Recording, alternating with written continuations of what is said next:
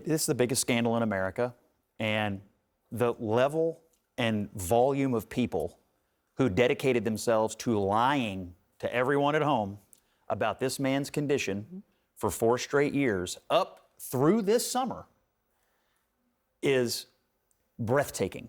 It's a scandal of epic proportions, and it's a fair question to ask: who is running the country?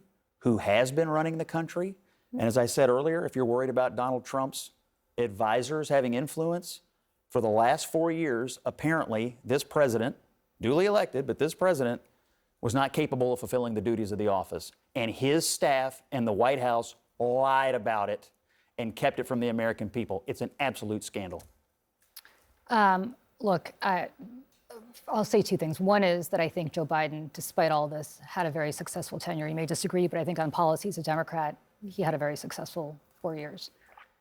But there's a bigger problem here, and that is that I think Democrats are at the point where Republicans might have been right after the Bush election, or after the Bush term was up, which is that I think Democrats are starting to mistrust their institutions.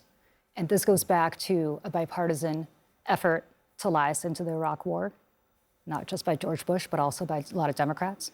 It has to do with the fact that Barack Obama did not hold anybody accountable after the 2008 crisis, which also happened in George Bush's watch, but he became president.